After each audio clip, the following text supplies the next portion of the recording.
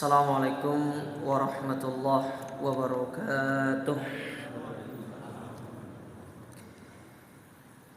Alhamdulillahi ala ihsani wa syukru lahu ala taufiqihi wa amtinani.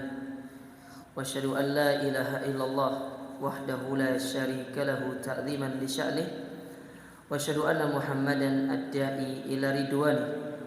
Allahumma salli wa sallim wa barik wa an'im ala abdika wa rasulika nabiyina Muhammadin wa ala alihi wa ashabihi ajma'in, amma ba'du. Kaum muslimin wal muslimat, para jamaah Masjid Al-Ihsan yang semoga senantiasa dirahmati Allah. Alhamdulillah, kita bersyukur kepada Allah Azza wa Jalla di kesempatan siang hari yang berbahagia ini. Setelah kita melaksanakan sholat zuhur secara berjamaah di tempat yang mulia ini, marilah sejenak kita mendengarkan beberapa nasihat baik dari Allah maupun Rasulnya dalam rangka untuk kita meningkatkan keimanan kita kepada Allah Subhanahu wa ta'ala. Para jamaah dirahmati dan dimuliakan oleh Allah, pada kesempatan siang hari yang berbahagia ini kita akan belajar satu pembahasan, satu judul, yaitu 4 jenis golongan manusia. Yang mana kajian kita ambil dari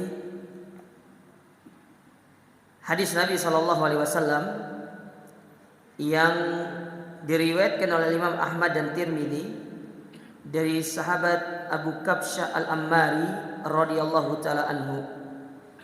Dan hadis ini kita ambil dari sebuah risalah yang berjudul Arba'una Haditsan fit Tarbiyati wal Manhaj, 40 hadis yang berkaitan dengan tarbiyah, yaitu pendidikan, dan juga manhaj, yaitu metode dalam beragama, yang ditulis oleh Fadilatul Syekh Abdul Aziz ibn Muhammad ibn Abdullah As-Sadhan hafizahullahu ta'ala. Saya baca hadisnya, kemudian nanti di tengah-tengah hadis kita akan jelaskan sedikit, lalu nanti saya akan menyebutkan pelajaran-pelajaran yang bisa kita ambil dari hadis yang mulia ini.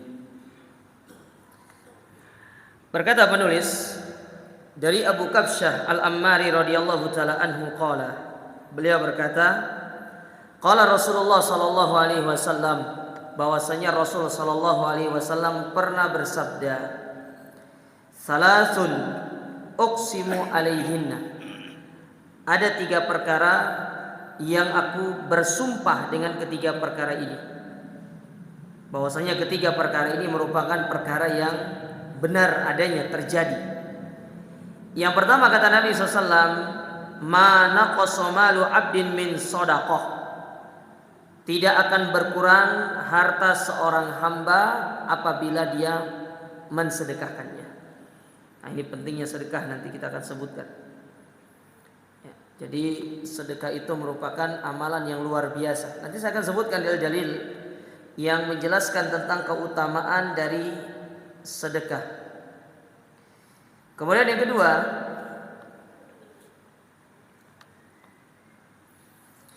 kata Nabi SAW, wala dhulima abdun madlamatan sabara alaiha illa zadahullahu izzan, tidaklah seseorang itu dizalimi kemudian dia bersabar atas kezaliman tersebut, melainkan Allah Subhanahu wa ta'ala akan menambah kemuliaan kepadanya. Sebenarnya hukum asal membalas kezaliman dengan kezaliman yang semisal itu enggak apa-apa sebenarnya. Ya, tidak ada masalah dalam agama kita. Namun memaafkan itu lebih baik. Ya, misalkan ada orang mukul kita pukul balik, enggak ada masalah. Tapi buat apa? Enggak ada manfaatnya gitu. Ya, hanya sekedar mendapatkan yang semisal. Tapi kata Allah Subhanahu wa taala, memaafkan itu lebih utama, ya, lebih baik. Seharusnya itu bisa terjadi ketika Nabi SAW diusir dari kota Mekah Kemudian di Fathul Mekah beliau kembali ke kota Mekah untuk membebaskan kota Mekah dari belenggu kesyirikan. Yang mana orang-orang musyrikin pada waktu itu mereka berpikir Muhammad akan membalas perlakuan yang dilakukan oleh orang-orang Quraisy ketika beliau berada di kota Mekah. Sehingga dikumpulkan oleh Nabi SAW seluruh penduduk Mekah. Sampai pada waktu itu Sofwan ibn Abi Jahal yang masih kafir pada waktu itu ikut berkumpul. Ditanya sama Nabi SAW, ya ahla Makkah, wahai penduduk Makkah, bagaimana pendapat kalian tentang diriku? Maka mereka mengatakan, anta ibnu akhi karim, anta akhi karim. Ya, engkau adalah anak dari saudara kami yang mulia, engkau adalah saudara kami yang mulia. Jadi dipuji Nabi setelah diusir. Sebagian orang berpendapat akan terjadi pertumpahan darah, akan banyak penduduk Mekah yang akan disembelih oleh Nabi SAW mungkin, atau bahasanya dibunuh oleh Nabi SAW. Tapi nyatanya Nabi tidak melakukan itu. Nabi mengatakan idhabu fa antumul tulaqa, pergilah kalian bebas. Jadi Nabi SAW tidak membalas keburukan yang beliau dapatkan dengan keburukan, tapi memaafkan mereka dan membiarkan mereka untuk pergi. Bahkan di dalam sebuah riwayat yang lain menyebutkan Nabi mengatakan man dakhala baita Abi Sufyan fahuwa amin. Barang siapa yang masuk ke dalam rumahnya Abu Sufyan, maka dia aman. Yang mana kita tahu Abu Sufyan itu merupakan orang yang tidak senang kepada Nabi SAW, terutama ketika perang Ahzab atau perang Khandaq, yang membuat Nabi SAW harus menggali parit untuk mengelilingi kota Madinah pada waktu itu. Namun Nabi tidak membalas dengan yang semisal. Tapi beliau bersabar, memaafkan. Itu jauh lebih utama.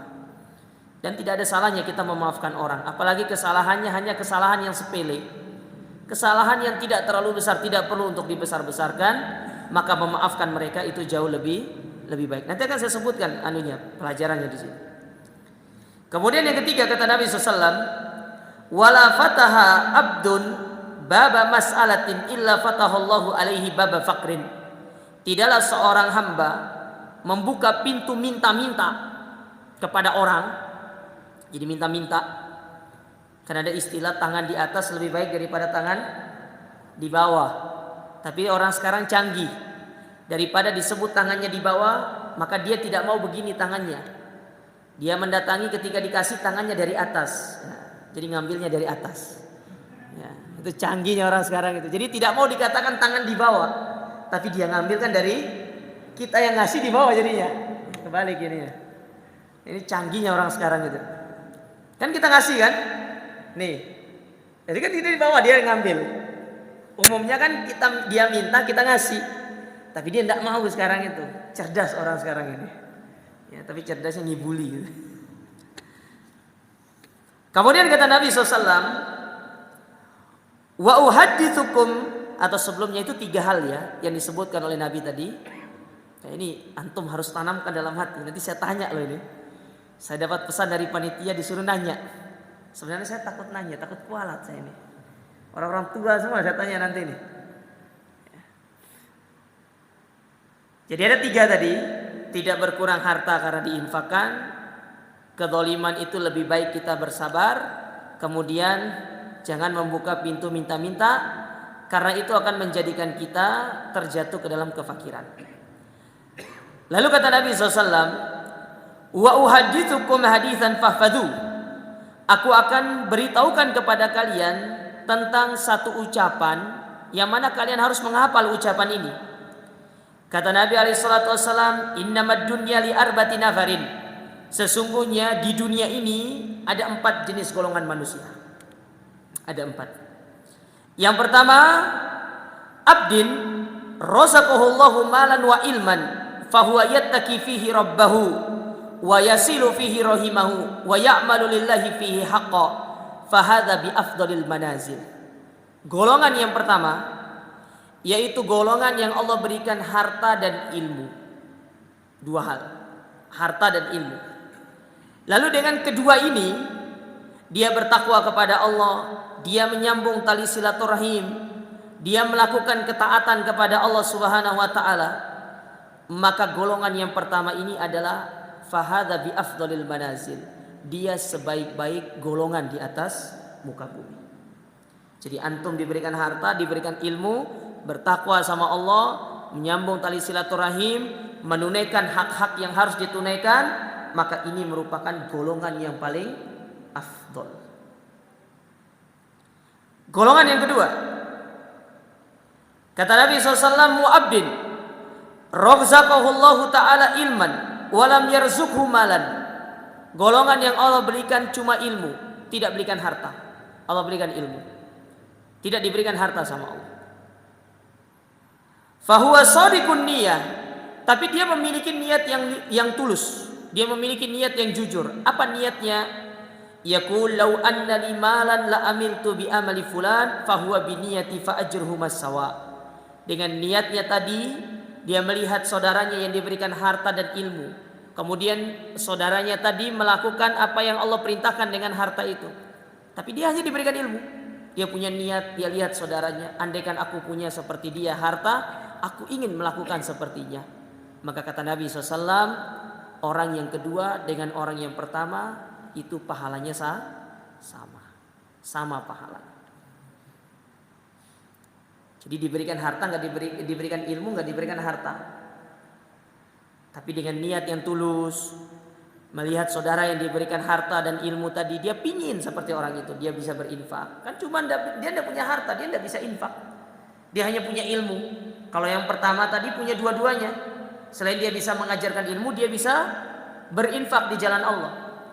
Dan sedikit dari para ulama yang memiliki kondisi seperti ini. Kondisi yang pertama tadi, sudah kaya jadi ulama. Sedikit. Kebanyakan para ulama itu rata-rata hampir miskin. Hampir semuanya miskin. Sedikit yang kaya. Yang kaya itu tidak banyak. Contoh misalkan di antara yang kaya itu seperti Abdullah ibn Mubarak, itu kaya. Selain jadi ulama, dia kaya. Dia kerja, cari nafkah. Tahu nafkahnya untuk apa? Untuk menghidupi ulama yang lainnya. Itu Abdullah ibn Mubarak. Jadi dia kerja, punya harta, hartanya dikasihkan kepada ulama yang lainnya. Sehingga dia pernah ngomong dengan sebuah ungkapan, kalau sekiranya bukan karena ingin menghidupi para ulama ini supaya mereka fokus dengan ilmu, fokus dengan dakwah, aku tidak mau kerja, kata dia. Tapi karena niat yang mulia yang dimiliki oleh Abdullah bin Mubarak, maka dia tetap bekerja, mencari nafkah, dan kemudian menghidupi para ulama. Sehingga mereka para ulama tidak perlu memikirkan tentang dunia, diberikan oleh Abdullah bin Mubarak. Contoh yang lain misalkan, di antara ulama yang kaya kemudian dia jadi ulama, yaitu Ibnu Hazm al-Andalusi, seorang ulama dari Andalusia, Spanyol. Dia anak raja, punya kekayaan, didukung sama bapaknya untuk jadi ulama. Dia belajar, dia jadi ulama. Tapi sempat para ulama itu terjadi khilaf di kalangan mereka. Karena dari Andalusia ada juga seorang ulama yang bernama Abul Walid Al-Baji. Mereka ini sama-sama ulama hadis, namanya Abul Walid Al-Baji. Bedanya Abul Walid Al-Baji, dia orang miskin, bukan orang kaya. Dia miskin. Dia dikenal dengan istilah sahibut thoriq. Kenapa dikatakan dengan sahibut thoriq, pemilik jalan? Di mana lampu ada, di situ dia belajar. Jadi kalau lampunya mati, dia pindah ke tempat yang masih hidup lampunya untuk dia belajar. Beda sama Ibnu Hazm. Ibnu Hazm di istana tinggalnya, didukung sama bapaknya, wajar jadi ulama. Tapi Abul Walid Al-Baji, dia tidak punya apa-apa, harta nggak punya, dia hanya punya semangat untuk menuntut ilmu. Jadi dia cari di mana ada lampu, di situ dia belajar. Kalau ada lampu di jalan, di situ belajar. Kalau mati, pindah lagi, mati pindah lagi. Sehingga kata para ulama terjadi khilaf, mana yang lebih afdal dari keduanya? Apakah Abul Walid Al-Baji atau Ibnu Hazm Al-Andalusi? Jumhur ulama lebih memilih Abul Walid Al-Baji.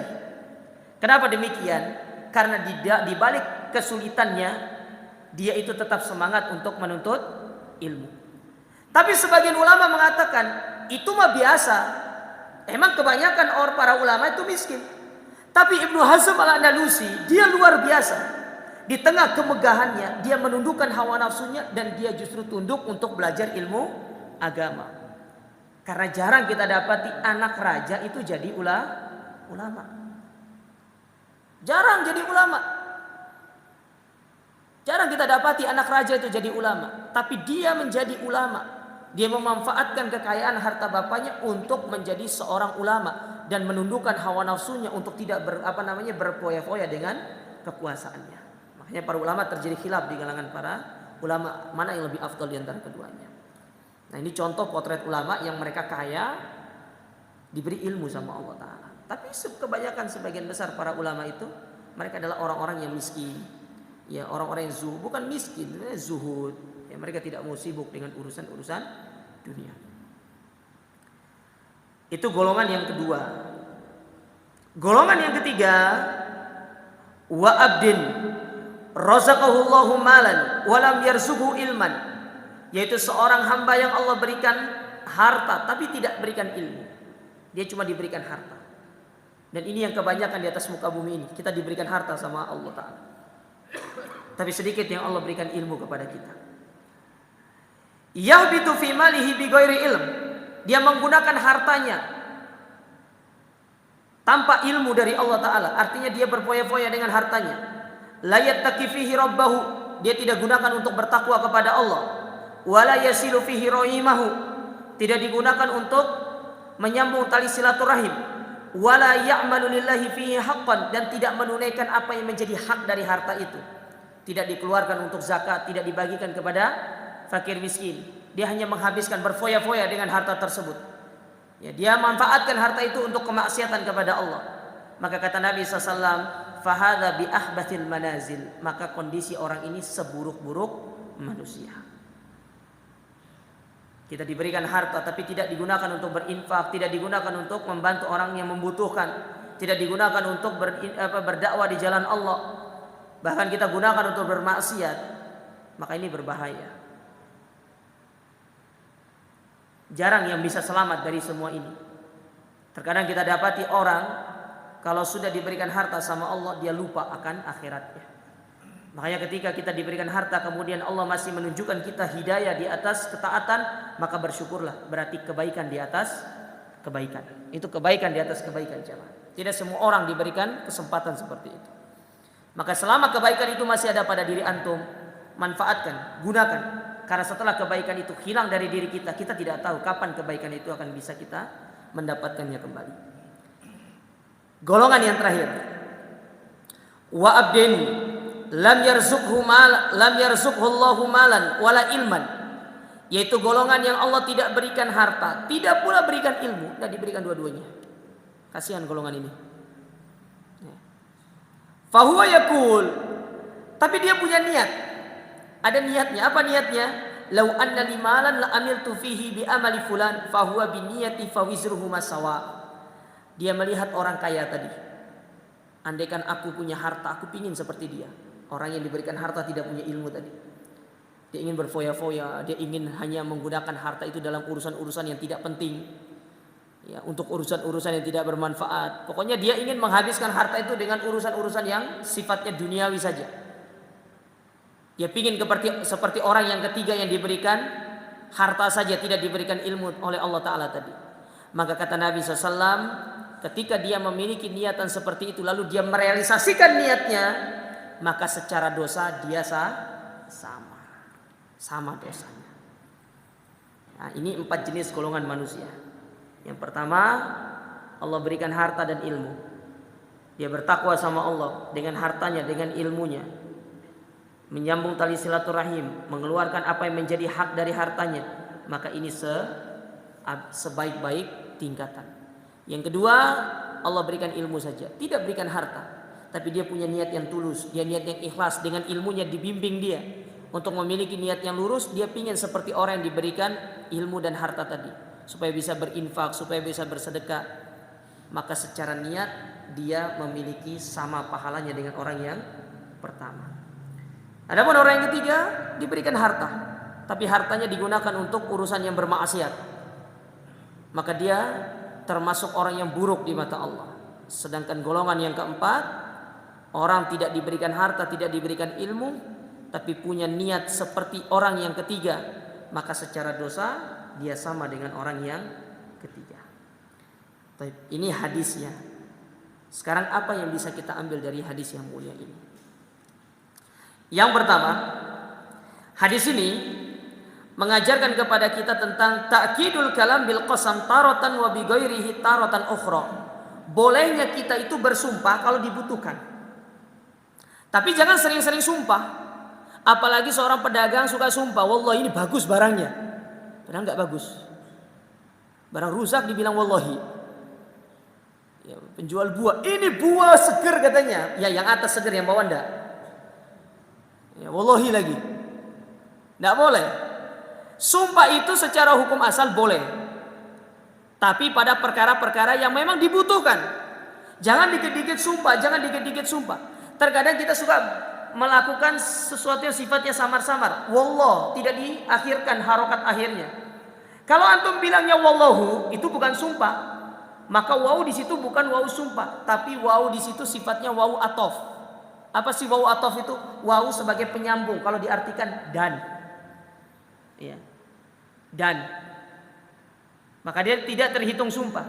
Dan itu yang sering banyak dilakukan sama sebagian orang. Wallah katanya, wallah. Wallahi, wallahi, wallahu gitu kan, tanya. Wallahi atau wallahu? Kalau wallahu maka bukan sumpah. Tapi kalau wallahi maka itu baru sumpah. Ketika harokat terakhir dari kata Allah itu adalah kasroh, maka wawu di situ adalah wawu sumpah. Karena huruf sumpah itu ada 3. Yang pertama wawu, yang kedua ba, yang ketiga ta. Wallahi, tallahi, billahi. Gimana dengan lam? Lillahi itu bukan huruf sumpah. Maka kalau ada yang mengatakan berani sumpah karena Allah, lillahi ta'ala, maka itu bukan sumpah. Yang antum jangan percaya, itu bukan sumpah. Sumpah itu hanya terdiri dari 3 tadi. Wallahi, tallahi, billahi. Lillahi itu bukan sumpah. Ya, maka jangan tertipu. Lillahi ta'ala katanya. Aku sumpah lillahi ta'ala. Salah. Yang betul itu aku bersumpah wallahi, tallahi, billahi. Jadi boleh untuk kita bersumpah sekali-kali, apalagi misalkan untuk menjelaskan satu kebenaran yang itu membutuhkan yang namanya keyakinan, maka boleh kita itu bersumpah. Tapi jangan dijadikan kebiasaan. Akhirnya nanti lama-lama antum jadi abu sumpah nanti. Akhirnya sumpah itu tidak bernilai. Ya, tidak bernilai. Sama seperti kalau jenengan rayu istri, ya jangan pakai sumpah. Sumpah kamu wanita yang paling cantik di atas muka bumi ini. Ya. Nggak boleh. Jadi sumpah itu diperbolehkan dalam kondisi-kondisi tertentu saja. Seperti Nabi sering menggunakannya ketika ingin menegaskan sesuatu. Tatkala Nabi SAW menyebutkan kepada para sahabat misalkan, demi zat yang jiwaku berada di tangannya, tidaklah kalian dikatakan beriman sampai kalian mencintaiku. Nah itu Nabi sering mengatakan demikian. Artinya Nabi menegaskan sesuatu itu, bahwasanya sesuatu itu sangat penting. Oleh karenanya kata para ulama, ketika kita dapati satu ucapan sebelumnya diawali dengan sumpah, berarti sesuatu yang akan dijelaskan itu merupakan perkara yang penting. Contoh di dalam Al-Quran, Allah berfirman, wal asr, demi masa. Allah bersumpah dengan waktu, karena Allah ingin menjelaskan perkara berikutnya yang merupakan perkara yang besar. Innal insana lafi khusr, sesungguhnya manusia benar-benar berada dalam kerugian. Jadi dijelaskan perkara yang penting. Ya. Contoh lain misalkan Allah berfirman, wal fajr, demi waktu fajar, walayalin asyr, demi 10 malam.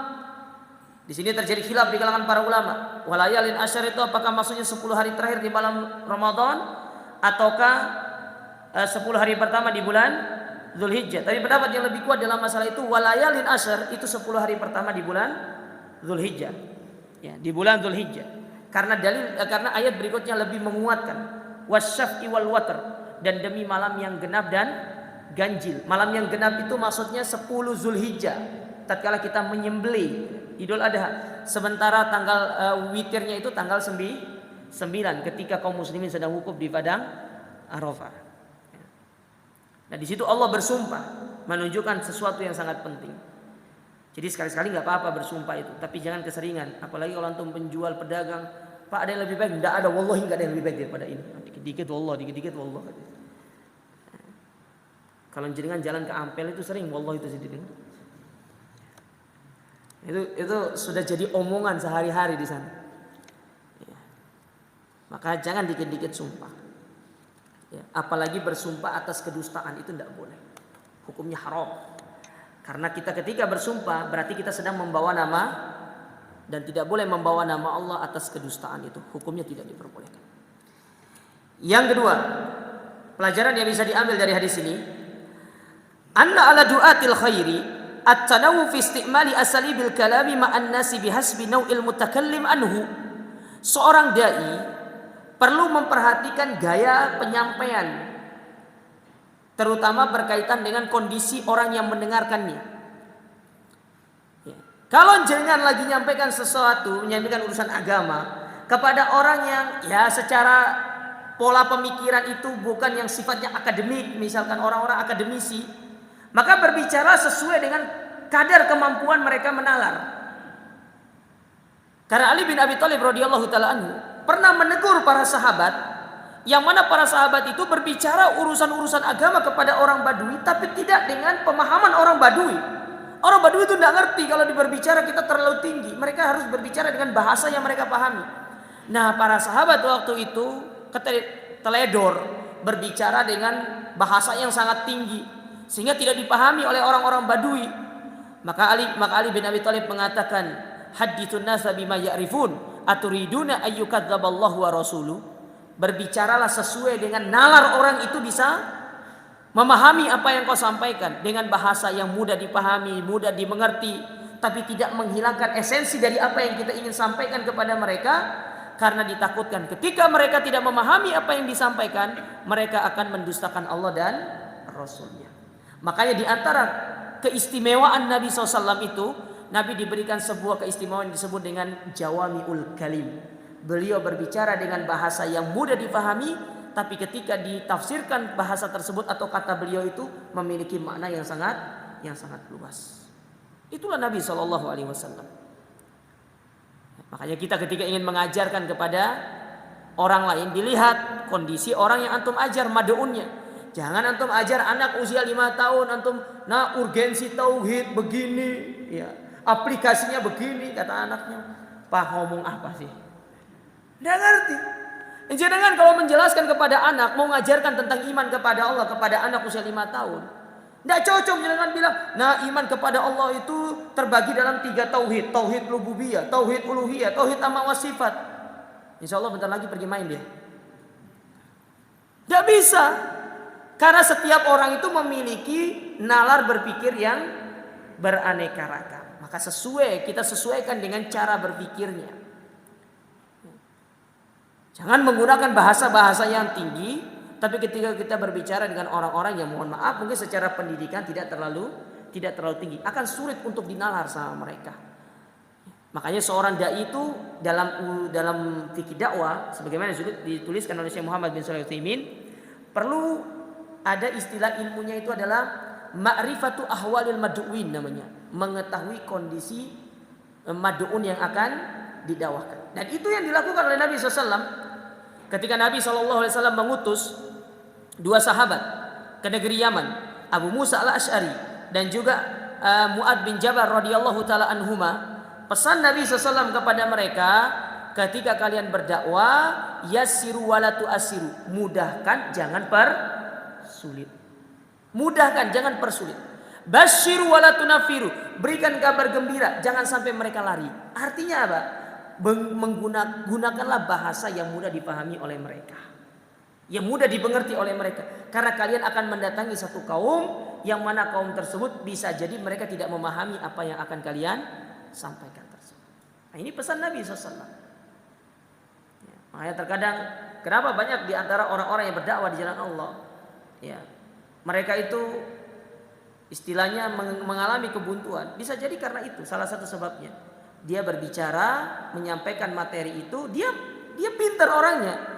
Tapi secara public speakingnya, kalau bahasa orang itu dia kurang gitu loh.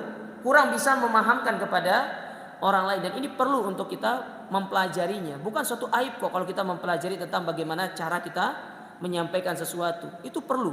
Public speaking itu perlu.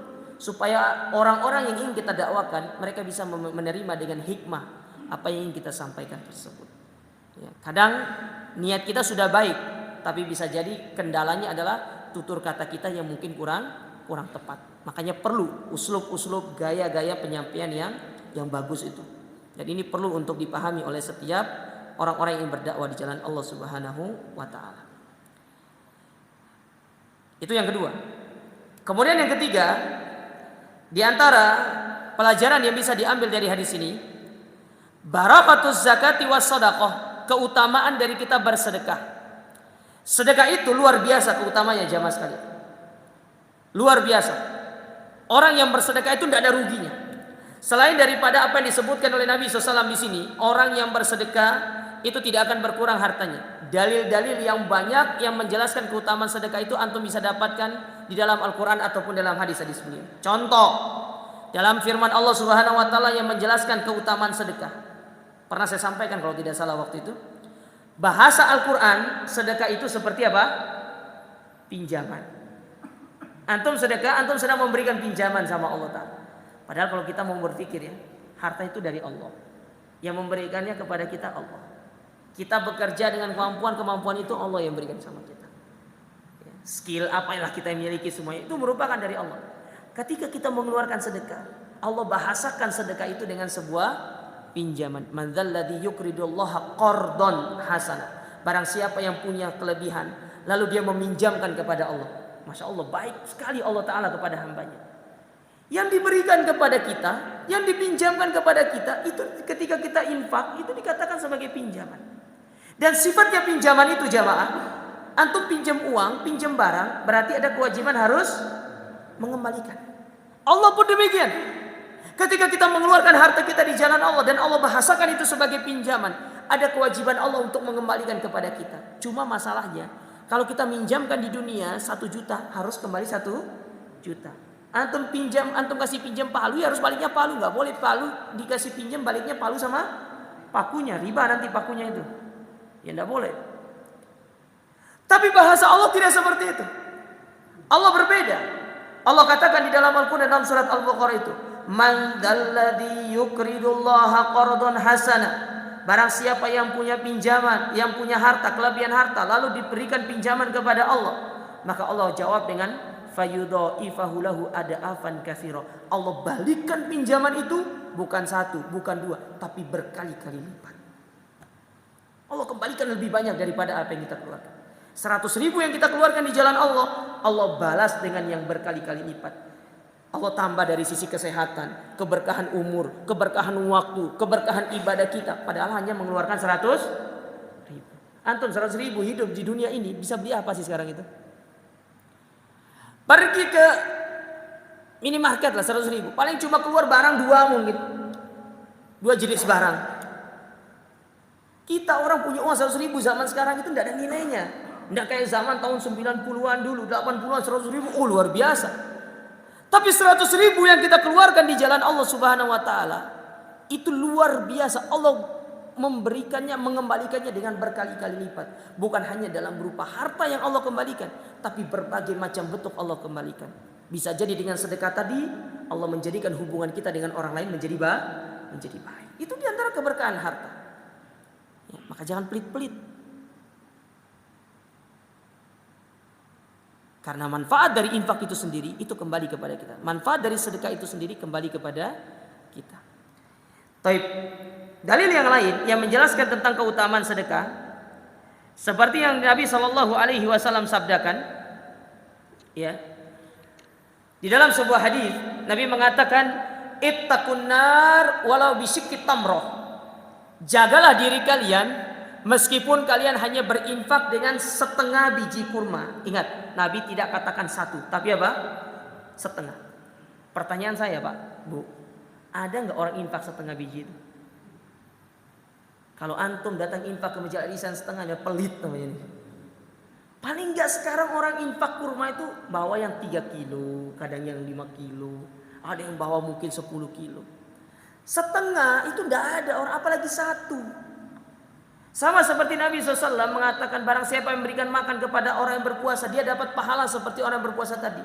Lalu Nabi mengibaratkan meskipun itu hanya satu biji, tidak mungkin antum kasih satu biji kurma sama orang yang berpuasa. Paling enggak nasi bungkus beserta airnya. Ya tahu kan gitu kan jemaah. Tapi Nabi memberikan sebuah perumpamaan yang kecil untuk menunjukkan sebuah keutamaan yang besar. Kalau yang kecil saja berupa setengah kurma atau satu biji kurma, itu sudah bisa menjadikan kita diselamatkan dari api neraka, bisa menjadikan kita mendapatkan pahala seperti orang yang berpuasa. Bagaimana kalau yang antum keluarkan lebih besar daripada itu? Itulah maksudnya. Kalau yang satu biji kurma saja tadi atau setengah biji kurma mampu menyelamatkan kita dari api neraka karena kita mengeluarkan dengan ikhlas. Bagaimana yang kalau antum keluarkan 100 juta, 200 juta dengan ikhlas, itu jauh lebih utama untuk bisa menyelamatkan kita dari api neraka. Nabi mengambil ibarat yang kecil untuk menjelaskan sebuah perumpamaan yang besar. Saya kasih contoh yang lain masalah ini. Nabi SAW bersabda, tabassumuka fi wajhi ahika sedekah. Engkau senyum kepada saudaramu itu sedekah. Saya mau tanya sama jenengan semua, ada nggak yang nggak bisa senyum? Semua bisa senyum, kecuali orang-orang yang terkena lagi sakit stroke mungkin nggak bisa senyum. Senyum itu berapa lama sih kalau kita ketemu sama orang? Nggak lebih daripada 5 detik. Nggak ada orang senyum 5 menit itu. Nggak ada orang senyum 5 menit. 3 sampai 5 detik lah kita senyum. Tapi dengan 3 sampai 5 detik senyum yang kita berikan itu sudah cukup menjadikan kita dikatakan mendapatkan pahala sedekah. Gimana kalau antum mengeluarkan yang lebih besar daripada itu? Nah, itulah maksudnya. Sesuatu yang sederhana ya, tapi memiliki keutamaan yang besar. Bagaimana kalau sesuatu itu lebih besar? Untuk lebih menguatkan lagi hadis Nabi yang lain, Nabi bersabda, tidaklah sebuah duri yang menusuk seseorang, melainkan duri itu pasti akan menggugurkan dosa-dosanya. Kalau duri saja yang menusuk antum itu bisa menggugurkan dosa, bagaimana dengan corona gitu loh maksudnya. Kalau duri itu musibah yang kecil, tusuk dikit ya enggak ada apa-apanya duri itu. Nusuk itu sudah dikatakan bisa menggugurkan dosa. Bagaimana kalau antum terkena corona? Bagaimana kalau misalkan terkena penyakit lebih besar daripada itu? Bagaimana musibah yang lebih besar? Banjir, gempa yang lebih besar daripada musibah sebuah duri itu. Maka itu jauh lebih utama untuk menggugurkan dosa-dosa kita. Nah, itulah Nabi ingin menyebutkan sesuatu yang kecil, tapi ingin menggambarkan sesuatu yang besar keutamaan. Nah, sedekah itu utamanya luar biasa ya. Itu diantara dalil tentang keutamaan sedekah. Salah satu lagi, saya tambahkan satu lagi keutamaan sedekah ini yang semoga ini menjadi motivasi kita.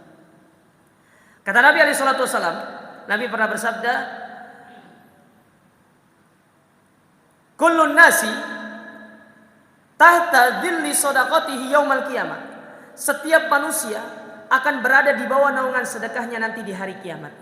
Di bawah naungan sedekahnya di hari kiamat. Semakin besar sedekahnya, semakin besar naungannya. Tapi semakin pelit orang itu, semakin kecil naungannya. Artinya sedekah yang kita keluarkan, selain Allah akan memberikan itu nanti di dunia berupa keberkahan-keberkahan yang lainnya, ternyata sedekah itu akan bisa menjadikan kita terhindar dari panasnya terik matahari dikala matahari didekatkan dari kepala kita sejauh 1 mil. Subhanallah jemaah, luar biasa sedekah ini. Maka jangan sampai kita itu tidak berlomba-lomba mengeluarkan sedekah, apalagi di bulan yang mulia ini. Semangatlah kita mengeluarkan sedekah karena itu merupakan keutamaan yang luar biasa. Baik. Pelajaran berikutnya. Ini sampai jam berapa nih? Sampai jam 1 ya? Habis berarti ini.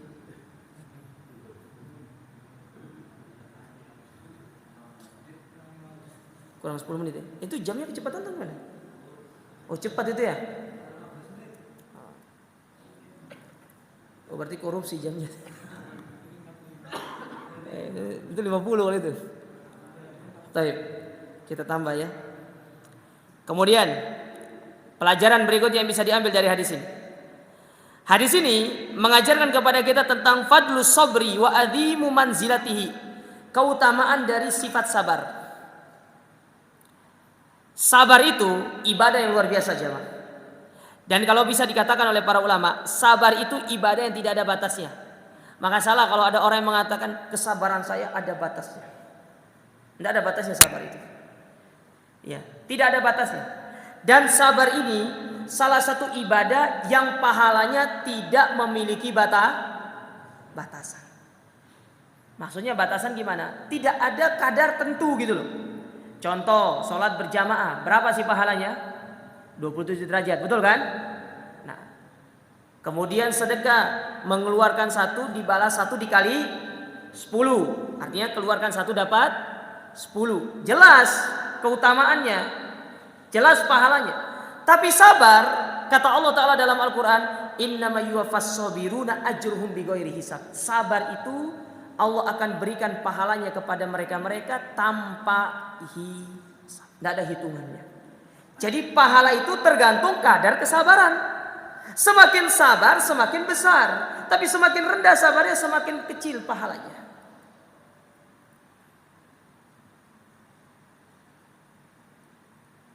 Makanya sabar itu ibadah yang luar biasa. Saking ibadah sabar ini adalah ibadah yang luar biasa, sampai-sampai Allah menyebutkan kesabaran ini di dalam Al-Quran, sebagaimana kata Imam Ahmad dan Syekhul Islam Ibnu Taimiyah, sebanyak 90 kali di dalam Al-Quran dengan lafaz yang berbeda. Ya. Dengan lafaz yang berbeda. Contoh, Allah berfirman, ya ayyuhalladzina amanu ista'inu bis sabr. Itu contoh 1. Dalam ayat yang lain Allah Ta'ala berfirman, ya, alladzina idza asabatuhum musibah qalu inna lillahi wa inna ilaihi raji'un. Sebelumnya Allah katakan apa? Wa basyiris sabirin. Berikan kabar gembira kepada orang-orang bersabar. Allah sebutkan sebanyak 90. Kata Imam Ahmad, kalau sebenarnya 1 saja Allah sebutkan di dalam Al-Quran, itu sudah menunjukkan amalan itu utama. Bagaimana kalau sudah disebutkan sebanyak 90 kali. 90 kali disebutkan dalam Al-Quran. Dan pernah saya ngitung benar 90 kali. Luar biasa sabar ini. Saking luar biasanya ibadah sabar, sampai Nabi saja diperintahkan oleh Allah Ta'ala untuk bersabar. Fasbir kama sabara ulul azmi minar rusul. Bersabarlah engkau wahai Muhammad sebagaimana sabarnya para ulul azmi dari kalangan para rasul. Nah, sabar ini itu ibadah yang luar biasa. Disebutkan dalam sebuah riwayat, lihat betapa bagaimana kesabaran ini ibadah yang luar biasa. Pernah ada satu ketika ada seorang wanita yang berkulit hitam datang kepada Nabi SAW. Dia mengadu kepada Nabi SAW dengan mengatakan, ya Rasulullah, ya, tolong doakan kepada Allah untuk aku sembuh. Aku terkena penyakit epilepsi. Dia itu kalau kumat, dia itu terkena penyakit epilepsi. Ya, dia kalau kumat suka tersingkap auratnya. Jadi dia minta kesembuhan kepada Nabi SAW untuk berdoa kepada Allah supaya Allah menyembuhkan dia. Mohon maaf, dia meminta kesembuhan kepada Allah melalui perantara Nabi SAW untuk berdoa kepada Allah supaya orang ini sembuh. Lihat apa jawaban Nabi SAW. Ketika orang ini, si wanita ini datang kepada Nabi minta untuk didoakan kesembuhan, Nabi tidak langsung mengangkat tangannya, ya Allah sembuhkan dia. Tidak. Nabi mengatakan, in sabarti walakil jannah. Kalau kamu mau sabar dari penyakitmu itu, kamu dapat surga. Disuruh sabar. Kalau kamu mau sabar, kamu dapat surga. Kata dia, baik, tidak usah minta kesembuhan, tapi tolong doakan kepada Allah, kalau aku lagi kumat, jangan sampai auratku tersingkap. Bayangkan, wanita hitam saja, dia tidak mau auratnya tersingkap. Bagaimana kalau Anda wanita yang cantik? Tapi sekarang banyak wanita yang cantik justru mengumbar auratnya. Ini wanita yang hitam aja tidak mau tersingkap auratnya, dilihat sama orang. Bagaimana kalau Anda yang cantik? Ya, justru harus lebih utama untuk tidak tersingkap auratnya. Maka didoakan sama Nabi SAW supaya ketika dia kejang, ketika dia kumat, dia tidak tersingkap aurat. Dan benar, sampai dia meninggal, dia bersabar dengan kondisi demikian. Dan kata Nabi SAW, dia di surga tempatnya. Jadi Nabi beri pilihan sabar, luar biasa. Inilah ibadah sabar, ibadah yang sangat jarang yang bisa kita miliki. Hanya orang-orang yang diberikan rahmat oleh Allah Ta'ala untuk dia bisa memiliki sifat ini. Padahal ya kalau kita mau melihat, justru kesabaran itu dari sisi sikap seorang mukmin di dalam menghadapi musibah, dia itu sifat yang paling rendah sebenarnya. Jadi ketika dapat musibah, sifat yang paling rendah itu sabar. Di atasnya sabar itu ada ridho, di atasnya ridho itu ada syukur. Antum bayangkan dapat musibah bersyukur. Ditelepon orang, misalkan antum ditelepon sama orang rumah, orang kampung, orang tuamu meninggal, alhamdulillah gitu kan. Kira-kira gimana kata orang? Yang mana anak kurang ngajar ini kan gitu. Orang tua meninggal ya alhamdulillah. Ya. Tapi itu tingkatan yang paling tinggi. Ya. Jarang orang bisa dapatkan. Jangan kan syukur, ridho, sabar aja kita belum tentu. Iya benar, sabarnya nanti. Tapi sebelumnya itu ngamuk-ngamuk dulu. Uang hilang, siapa yang curi uang? Kualat orang curi uang saya nih. Setelah itu sudah ngamuk-ngamuk, baru saya sabar katanya gitu. Sabar itu bukan gitu. Dapat musibah langsung sudah. Qadarullah masyafa'alah, tidak usah diungkit-ungkit lagi. Itu namanya orang sabar. 10 menit lagi. Saya cepat lagi. Kemudian pelajaran berikutnya. Pelajaran yang bisa diambil dari hadis ini. Fadlul ilmi ala sahibihi. Hadis ini menjelaskan kepada kita tentang keutamaan dari sebuah ilmu. Ilmu itu penting jamaah. Itu yang akan meninggikan derajat kita. Sebagaimana Allah Ta'ala berfirman, yarfa'illahu alladhina amanu minkum walladhina utul ilma darajat. Allah mengangkat derajat orang-orang beriman. Tapi di atas orang-orang beriman ada lagi yang tinggi, yaitu mereka yang membarengkan dirinya dengan ilmu. Ya. Antum coba lihat ya, Isaac Newton. Siapa pernah ketemu sama Isaac Newton? Ada yang pernah ketemu? Alexander Graham Bell. Penemu apa itu? Telepon. Isaac Newton penemu apa tadi? Hukum Newton. Penemu lampu. James Watt, ya. Betul? Bukan? Apa? Oh, Thomas Alva. Antum hebat. Ya biar nak ngantuk. Bayangkan mereka orang kafir, tapi mereka punya ilmu, betul? Ilmu dunia. Allah angkat derajat mereka. Allah tidak dolim bagi orang-orang berilmu itu. Sampai seekor anjing saja, kalau anjing itu diajar untuk berburu, kita lepas bismillah, dia menggigit buruannya, tidak dimakan untuk dirinya, dikasih tuannya, boleh dimakan. Itu pentingnya ilmu. Bahkan mengangkat derajat hewan yang sebenarnya secara strata itu apa? Hewan najis. Tapi ketika kita ajarkan dia ilmu, cara berburu yang baik, kita ajar dia untuk berburu rusa, misalkan kita lepas dengan mengucapkan bismillah. Dia menerkam rusa itu, kemudian mempersembahkan untuk tuannya. Boleh dimakan rusa itu karena dia diburu oleh anjing yang diajari ilmu. Bayangkan ilmu itu bisa mengangkat derajat seekor anjing. Bagaimana kalau kita yang mempelajari ilmu tersebut? Makanya benar sabda Nabi SAW, perumpamaan ilmu, orang berilmu dengan ahli ibadah, kafadril qamari ala sairil kawakib, seperti bulan purnama di antara gugusan bintang-bintang. Antum melihat langit, ketika ada bintang, ada bulan, yang lebih terang yang mana? Bulan. Bulan menunjukkan bagaimana ilmu itu luar biasa. Dan orang yang belajar ilmu agama, dia tidak ada ruginya. Karena semua makhluk yang ada di atas muka bumi ini bersaksi, bertasbih untuk dirinya, memintakan ampun kepada Allah untuk kita orang-orang yang datang menuntut ilmu.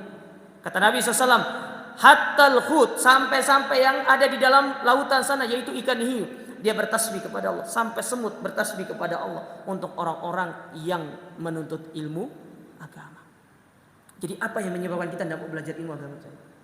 Keutamaan yang luar biasa, pahala yang besar, ya, sangat luar biasa.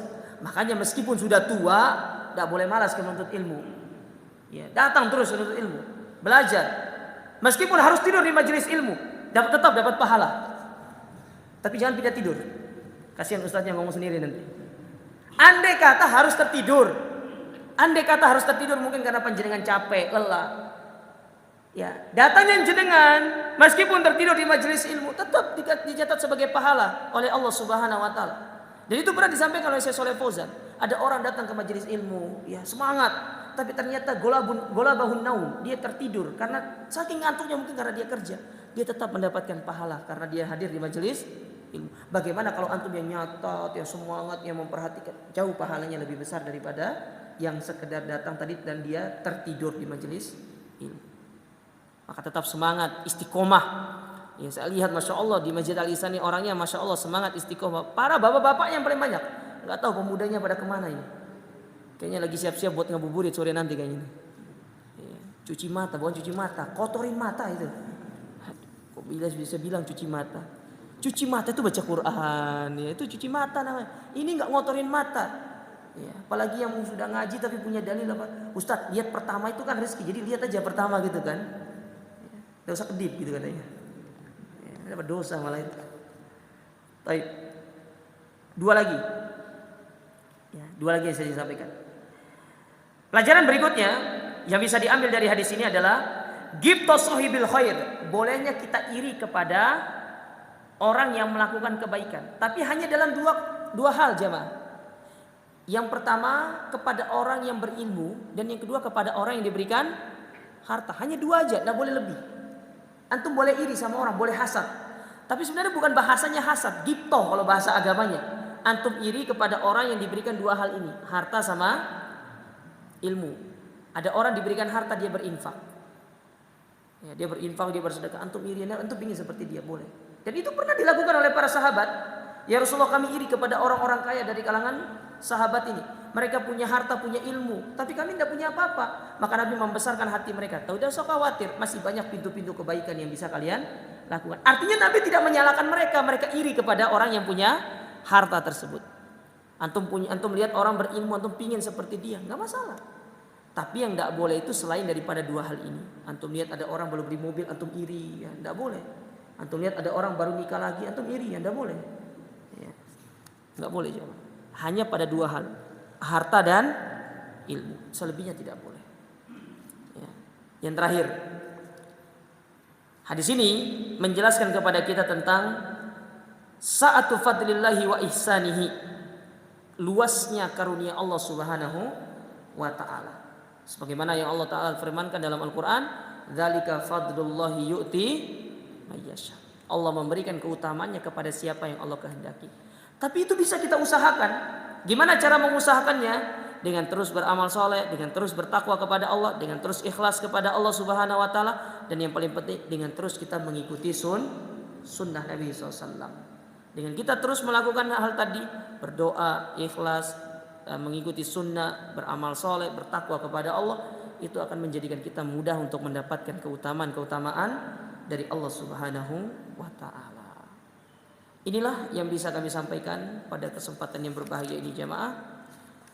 Penjelasan dari hadis 4 golongan manusia yang ada di atas muka bumi ini, dan semoga Allah Subhanahu wa taala menjadikan kita termasuk dari golongan yang pertama, kalau tidak bisa paling tidak golongan yang kedua, dan semoga Allah menjaga kita dari golongan yang ketiga dan keempat.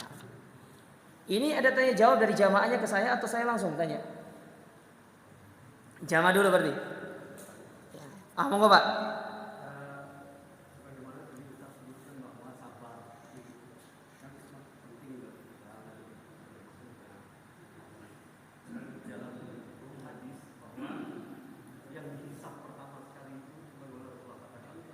Sholat. Ya, para ulama mengatakan seluruh amal soleh termasuk sabar itu akan dihisab sama Allah Subhanahu wa taala. Tapi itu sudah satu kesatuan dalam bentuk bundel catatan amal. Ya. Dalam bundel catatan amal. Terjadi khilaf sebenarnya di kalangan para ulama, apakah yang dihisab itu catatannya ataukah amalnya yang dilakukan? Namun wallahu alam, dalam pendapat ini saya lebih condong kepada pendapat yang mengatakan bahwasanya yang dihisab itu adalah yang ditimbang itu adalah catatan amalnya yang ditulis oleh malaikat itu. Kan ada malaikat kanan kiri yang mencatat itu. Itu yang akan ditimbang. Sebagaimana Nabi SAW pernah menceritakan tentang kondisi satu orang yang dipanggil di hadapan Allah yang dikenal dengan istilah 99 catatan. Nah itu kan catatan itu, semua itu yang ditimbang. Nah saya lebih condong kepada pendapat yang itu, bahwasanya semua amal ibadah kita, mau sabar, mau ikhlas, itu semuanya akan ditimbang oleh Allah Subhanahu wa taala, karena itu merupakan bagian daripada amal soleh. Jadi sabar itu amal soleh aja Pak. Sabar amal soleh, rasa malu itu amal soleh. Sebagaimana disebutkan di dalam hadis terkait cabang-cabang keimanan, dan panjenengan nanti bisa baca dalam bukunya Al-Imam Al-Baihaqi yang berjudul Kitab Syu'abil Iman, cabang-cabang keimanan. Nanti bisa dibeli bukunya itu yang berjudul Syu'abil Iman, cabang-cabang keimanan. Itu akan dihisab oleh Allah Subhanahu wa taala. Bahkan sampai tubuh kita ini akan dihisap kata Allah, kata para ulama. Sebagaimana kisah ini pernah terjadi ketika Nabi Shallallahu Alaihi Wasallam menegur ada seorang sahabat yang mencela Abdullah bin Mas'ud. Abdullah bin Mas'ud itu kan kurus orangnya, kurus, ya. Kata Nabi SAW, andai kata kakinya Abdullah bin Mas'ud itu ditimbang, itu lebih berat daripada gunung Uhud, lebih berat daripada gunung Uhud. Nah dari situ para ulama mengambil sebuah faedah bahwasanya bukan hanya amal dihisap, tubuh kita pun akan dihisap oleh Allah Subhanahu wa taala. Paham sampai di sini jemaah nggih? Baik. Nah, langsung dua. Jangan lupa.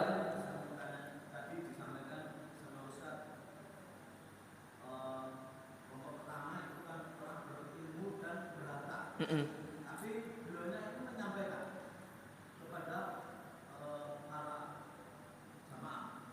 Tapi beliaunya sendiri tidak menerapkan. Itu bagaimana? Ya. Hukum asal seorang yang menyampaikan ilmu harus menerapkan. Ya. Tetapi kata para ulama, kalau kita menunggu harus mengamalkan dulu, nggak ada orang dakwah. Jadi urusan menyampaikan ini urusan beda. Urusan dia mengamalkan sendiri ini urusan beda. Kewajiban dia menyampaikan ilmu tetap harus disampaikan. Urusan dia nanti tidak mengamalkan apa yang tidak dia sampaikan itu masuk dalam firman Allah dalam surat As-Saff, kabura maqtan indallahi an taqulu ma la taf'alun. Di satu sisi dia dapat pahala karena menyampaikan, satu sisi dia dapat dosa kenapa tidak mengamalkan. Namun perlu diingat, terkadang ada sesuatu yang disampaikan tapi belum bisa diamalkan. Contoh, mohon maaf ini ibu-ibu lagi kenanya. Ada ustadz menyampaikan masalah poligami. Ya mau nggak mau harus disampaikan, tapi belum tentu ustadznya bisa melakukan poligami. Contoh yang lain, ustadz harus menyampaikan masalah haji, menyuruh jamaah untuk haji, tapi ustadznya belum tentu bisa berangkat haji. Ya, itu sesuatu yang harus disampaikan, tapi belum tentu bisa melakukannya. Nah, tergantung kondisinya. Tapi kalau kondisi yang disampaikan itu sesuatu yang tidak perlu butuh usaha lebih untuk mengamalkan, lalu dia tidak mengamalkan, dia berdosa Pak dalam masalah itu. Dan dia lebih besar dosanya daripada jamaahnya. Ya. Makanya Nabi SAW adalah orang yang ketika menyampaikan beliau mengamalkan. Ya. Makanya kita berusaha, ya, termasuk diri saya pribadi, saya selalu berdoa sama Allah Ta'ala ketika menyampaikan sesuatu, saya harus yang pertama kali mengamalkannya karena berat pertanggungjawabannya di hadapan Allah. Jadi saya ulangi, menyampaikan itu hal tersendiri, mengamalkan itu adalah hal tersendiri. Itu dua hal yang tidak bisa disatukan kata para ulama. Ya, tidak bisa disatukan karena ada kondisi-kondisi yang mungkin terkadang ustadznya tidak bisa melakukan. Seperti misalkan kayak infak, ustadznya menganjurkan kepada jamaahnya untuk infak, tapi ustadznya miskin, kere, gimana cara mau infak? Ya, tidak bisa, ya toh? Ya. Nah ini dia jamaah sekalian. Hada wallahu a'lam bishawab. Satu lagi sebelum itu saya nanya, monggo Pak. Assalamualaikum warahmatullahi wabarakatuh.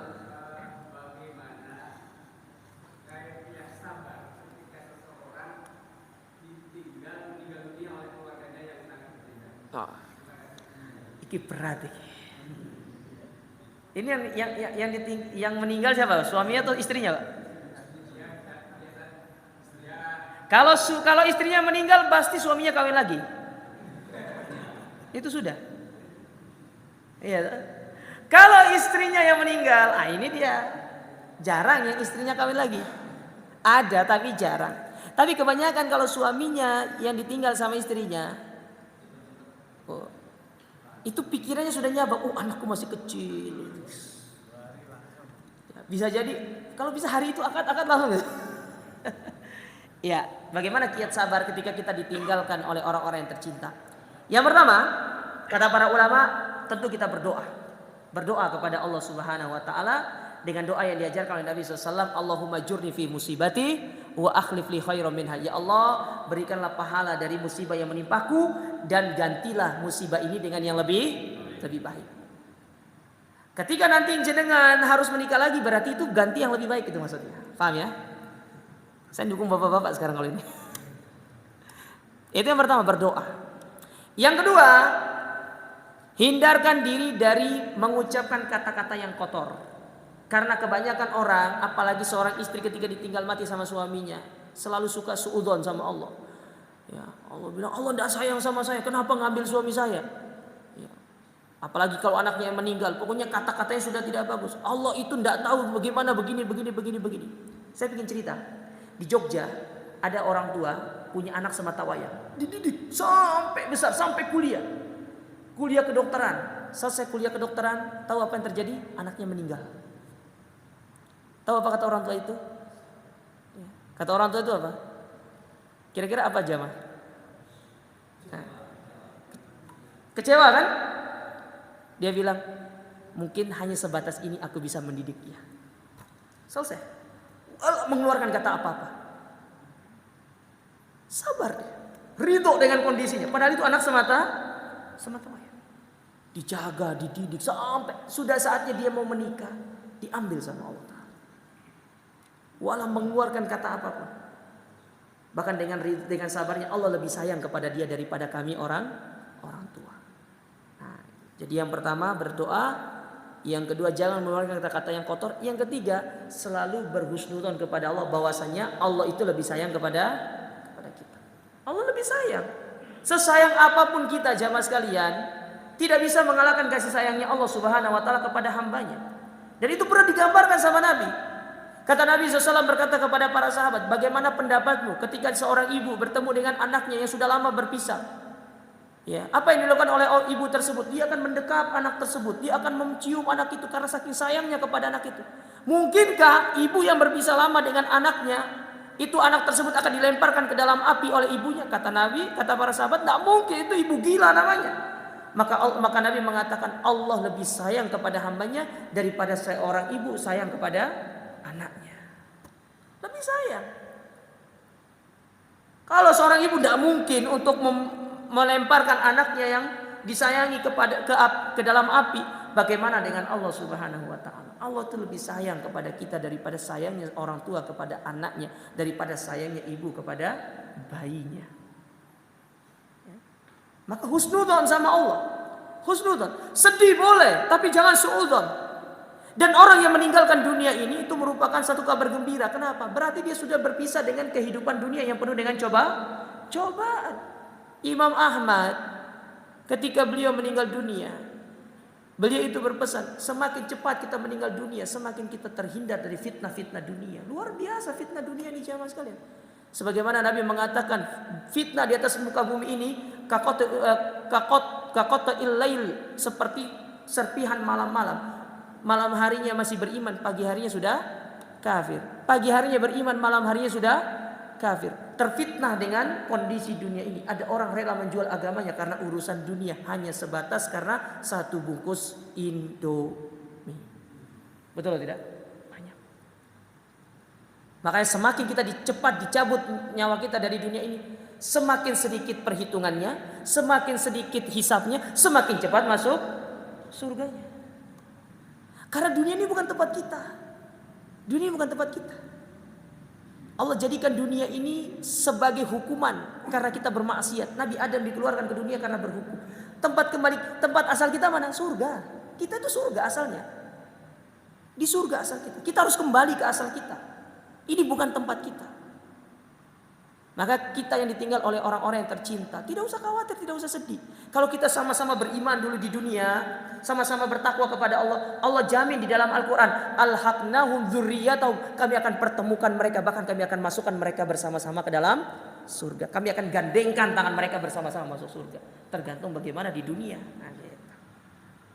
Jadi itu kiatnya. Berdoa, kemudian jangan mengeluarkan kata-kata yang kotor, kemudian berhusnudzon kepada Allah Subhanahu wa taala. Itu kiatnya. Ya. Dan selalu bersabar kepada Allah Subhanahu wa taala. Taib, cukup. Ini tinggal saya yang bertanya. Ya. Siapa mau ditanya? Siapa mau ditanya? Enggak ada yang mau ditanya. Nah, pertanyaannya, siapa nama penulis kitab ini? Saya sebutkan di awal tadi.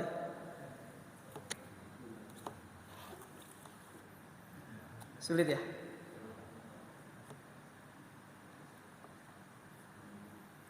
Itu satu pertanyaan yang sering saya tanyakan kalau saya lagi ngasih ujian kepada santri-santri. Penulis kitab itu harus tahu. Biar kita belajar tahu penulis kitabnya. Nah, saya ganti.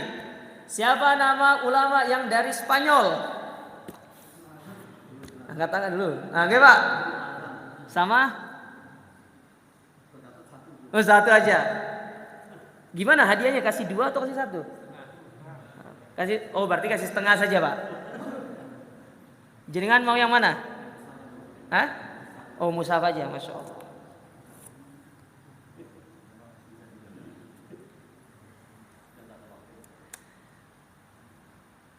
Siapa yang bisa melengkapi? Siapa nama ulama dari Andalusia tadi? Satunya sudah Ibnu Hazm. Yang kedua siapa?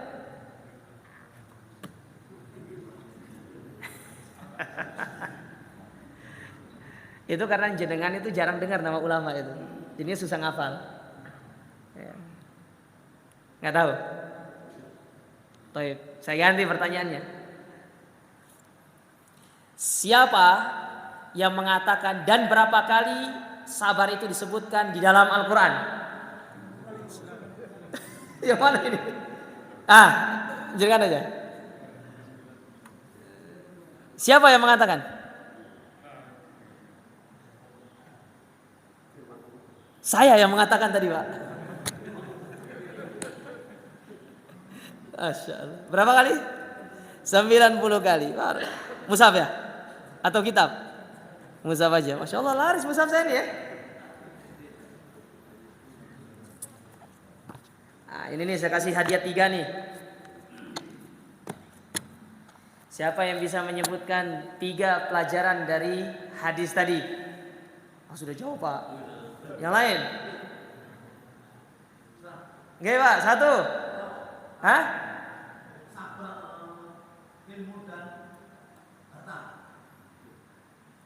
Pelajaran hadisnya. Pertama apa?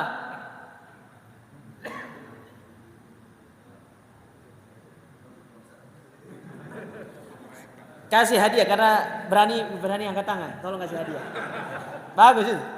Oke, monggo. 1. Sedekah tidak mengurangi harta. Memaafkan lebih utama. Jangan membuka pintu minta-minta. Sebenarnya bukan itu yang saya tanya, tapi nggak apa-apa lah. Nggak apa? Oh ini kita, nggak apa-apa dikasih aja. Nah ini aja 2. Pelajaran dari hadis.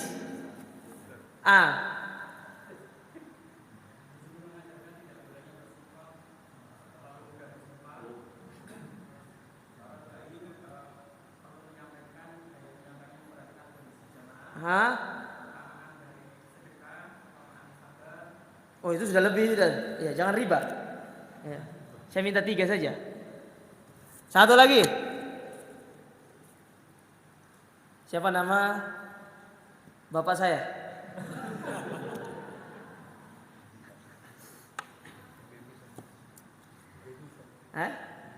Ibu-ibu. Siap jawab?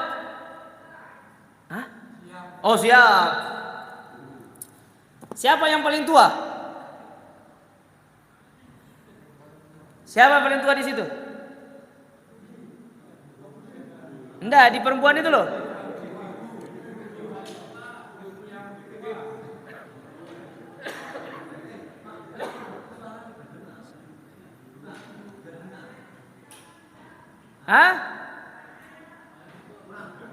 Berapa usianya?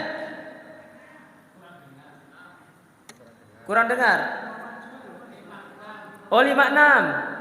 Tidak ada yang lebih tua dari itu? Enggak ada. 2 orang. Oh udah bisa dibagi 2 hadiahnya nih. Ibu sweet aja saya tanya. Pertanyaannya gampang. Siapa nama sahabat yang meriwayatkan hadis ini?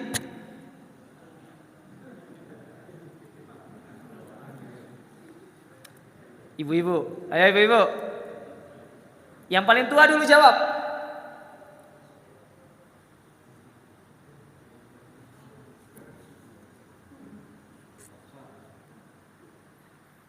Nggak tahu ya? Nyerah bu? Bisa ganti pertanyaannya. Sebutkan huruf-huruf sumpah.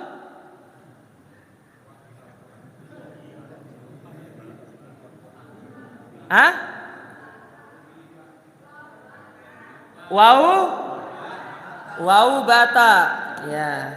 Itu banyak yang jawab. Nanti hadiahnya dibagi-bagi aja. Ya. Ya. Alhamdulillah dagangan saya laris. Masya Allah. Baik jemaah sekalian, ini yang mungkin bisa kita sampaikan pada kesempatan berbahagia ini. Kurang lebihnya kami mohon maaf. Jazakumullah khairan atas perhatian dari para jamaah sekalian. Wa barakallahu fikum. Kita akhiri dengan doa kafaratul majlis. Subhanakallahumma rabbana bihamdika, asyhadu an la ilaha illa anta astaghfiruka wa atubu ilaik. Wassalamualaikum warahmatullahi wabarakatuh.